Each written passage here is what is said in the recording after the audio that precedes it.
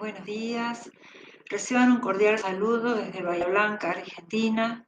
Mi nombre es Elena Torre, soy integrante del Centro de Estudios Interdisciplinarios sobre Nuestra América, CEINA, José Martí, de la Universidad Nacional del Sur.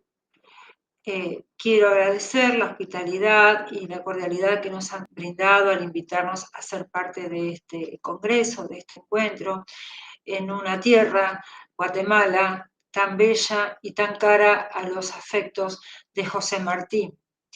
Mi ponencia se titula Pensar Martí, autoctonía y autodeterminación económica como bases del postulado Crecer para la defensa.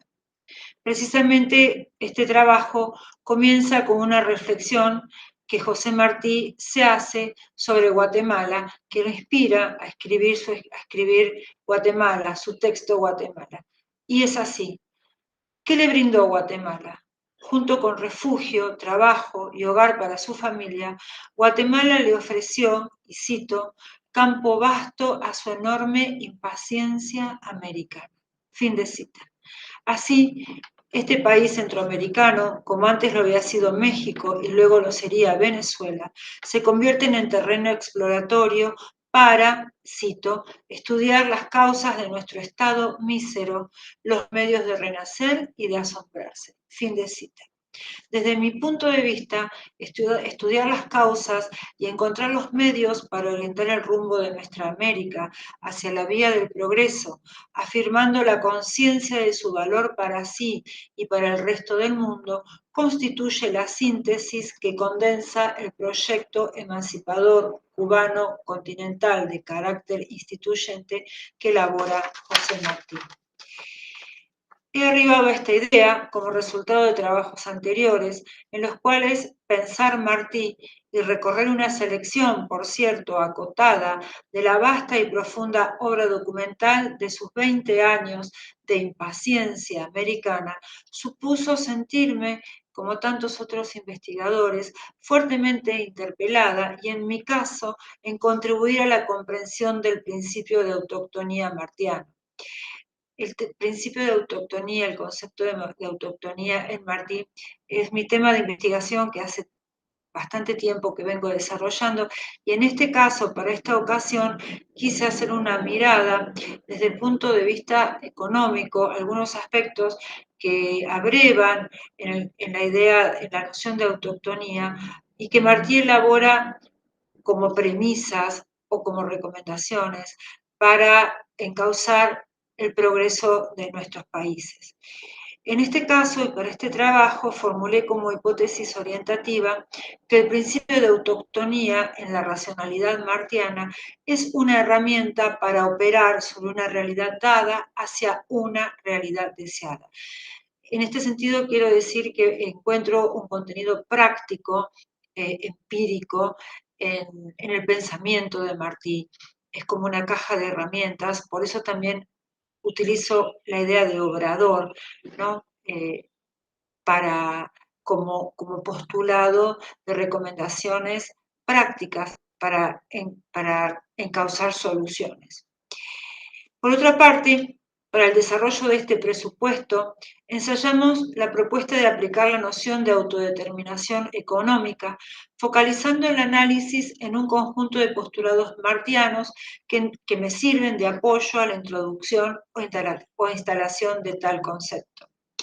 Esos postulados los configuré como un conjunto de tópicos o un menú de elementos que dan cuenta de las distintas opiniones y sugerencias y diagnósticos que formula Martí en los años del recorte de este trabajo, 1875-1878, vale decir, el tiempo de estancia, de estadía en México y Venezuela, y a partir principalmente de su labor como periodista en la Revista Universal Mexicana de México, y en la sección de los boletines parlamentarios, donde él públicamente y hablándole a los legisladores, da una serie de ideas desde su concepción.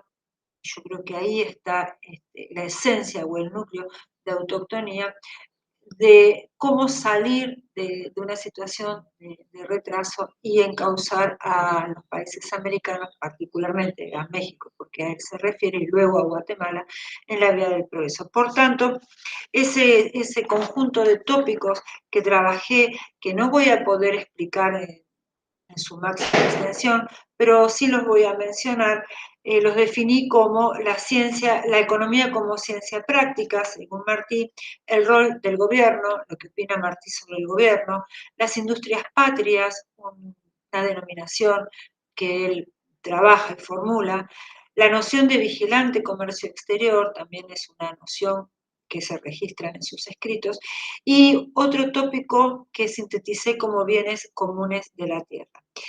Como decía en esta presentación, solo dedicaré unos minutos a explicar los últimos tres señalados. En relación a las consideraciones de Martí para encauzar el desarrollo económico de los países americanos, su mirada y su análisis se centran en la cuestión de la industria nacional que él define como las industrias patrias. El número en que inicia su colaboración en la Revista Universal de México, el 16 de abril de 1875, Martí ya plantea un problema medular, y lo cito. El país pregunta a sus hombres inteligentes, ¿por qué se muere de miseria sobre su tierra riquísima?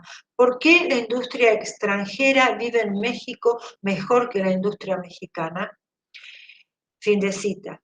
Frente a dicho interrogante, válido y extensivo para el resto de los países de nuestra América, Martí inaugura la respuesta que operará, según mi criterio, de manera recurrente como máxima ordenadora de su lógica. Y cito, no ligarse imprudentemente con las exigencias de un sistema extraño, la imitación servil extravía en economía como en literatura y en política. Fin de cita. Y concluye diciendo que la polémica debe ceñirse, según nuestro entender humilde, palabras de Martí, a estudiar los conflictos de nuestra industria, a estudiar cada ramo de su nacimiento, desarrollo y situación actual, a buscar solución propia para nuestras propias dificultades. Martí, 1875. Advertimos entonces que José Julián afirma en sus escritos una y otra vez autoctonía como posicionamiento ante la necesidad del desarrollo de una economía basada en los propios recursos.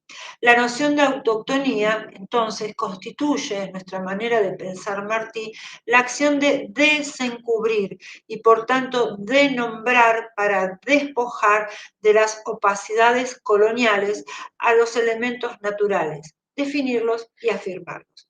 En este orden de sentido, el joven cubano en tierra mexicana denomina, según sus palabras, industrias patrias o industrias naturales, aquellas que él denomina, son sus palabras, nacidas del propio suelo. La preocupación por encontrar respuestas al estímulo del progreso económico los llevan a exponer con argumentos consistentes la situación de decadencia y retraso que genera en el país las industrias mineras extractivas. Y cito, las minas no son hoy un alimento de la riqueza nacional. Sus productos se exportan en pago de los efectos de consumo que se importa a México. Martí, 1875. Efectivamente, los primeros escritos de Orestes, seudónimo que utiliza para dirigirse en la revista Universal y hacer sus boletines parlamentarios, ya marcan el grave problema de la dependencia que origina en las repúblicas la monoproducción primaria orientada a los mercados externos. Frente a la pervivencia del pacto colonial y del inmovilismo que afecta a la economía mexicana, que por extensión equivale a toda nuestra América, Martí propone fomentar la industrialización de materia prima local. Y lo cito, alentar y premiar aún de manera desusada todos los ramos de la industria nacional. La industria fabril crea y transforma, sintetiza Martí, de un modo siempre nuevo, productos fijos y constantes en los que se asienta el verdadero bienestar de la nación. Esto lo dijo Martí en 1883, recapitulando sus diagnósticos previos y nada menos que en Patria. El segundo tópico que quisiera comentarles es el que él denomina vigilante comercio exterior. La cuestión arancelaria interna y el comercio exterior constituyen temas problema que a partir de su primera exposición pública como editorialista se instalan como ejes vertebradores en la conformación del postulado martiano de vigilancia continental. Para el caso de México en los años 70 del siglo XIX, situación también semejante que presenta el resto de los países, Martí recomienda el proteccionismo arancelario como medida estimuladora de la producción nacional, en especial de su sector industrial, capaz de encauzar un crecimiento económico hacia adentro. En este sentido, formula la necesidad de reorganizar el sistema arancelario para fortalecer la industria nacional a través de un comercio protegido. Tanto en esta fase inicial de sus propuestas económicas, así como frente a la gravedad del escenario de la primera conferencia internacional de 1889, Martí nunca planteó el aislacionismo, y eso es importante decirlo.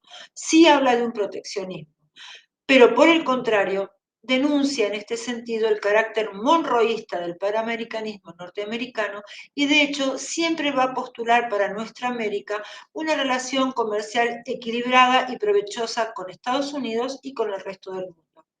Coincidimos con la formulación del investigador cubano Rafael Almanza Alonso, quien caracteriza la estrategia de Martí como, les decía, un proteccionismo táctico, y cito al autor, previsiblemente provisional, encaminado a crear en el mercado nacional un cuadro competitivo que estimule la producción nacional. Fin de cita. De este modo, vemos que la idea sería que una vez alcanzada la industrialización, se podría efectivizar el libre cambio en condiciones equivalentes. El tercer punto que quisiera compartir con ustedes y que me parece totalmente disruptivo, ¿no? Como lo es el pensamiento de Martí, es lo que denominamos bienes comunes de la tierra.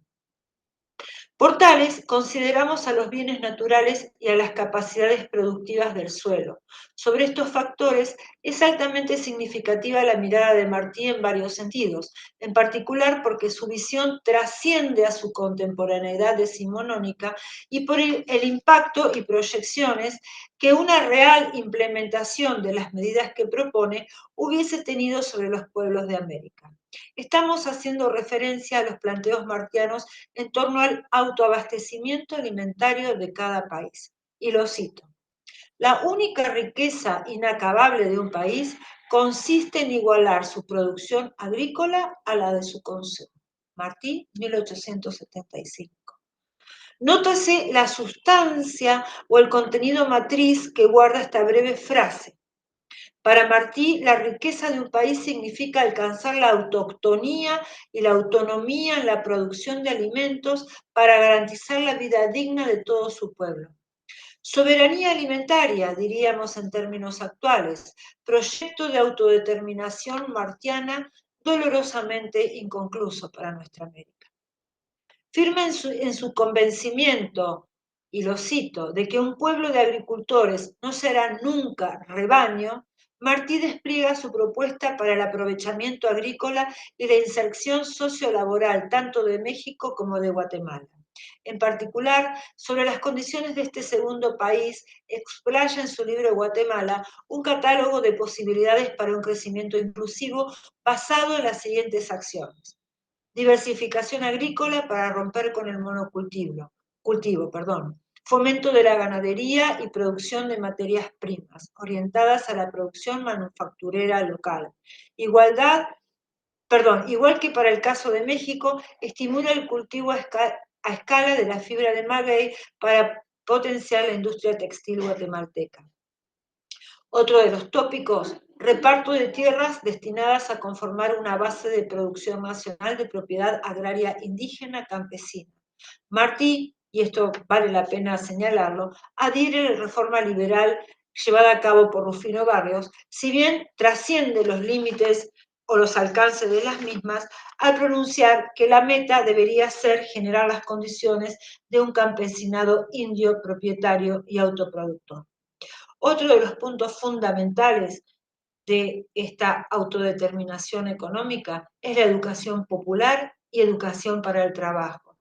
Enfáticamente sostiene que la implementación de un plan de educación general, horizontal e inclusivo es en sí mismo la base del desarrollo de los pueblos y el camino para la incorporación de las comunidades ancestrales al trabajo. Y lo cito: derribaré el cacaxte de los indios, huacal ominoso, y pondré en sus manos el arado y en su seno dormido la conciencia. Distribución de la riqueza, otro de los puntos, y voy a simplemente mencionar sus palabras: cultivar, emprender, distribuir. Estas propias palabras nos inhiben de añadir comentarios. Muchas gracias, muy amables por su atención.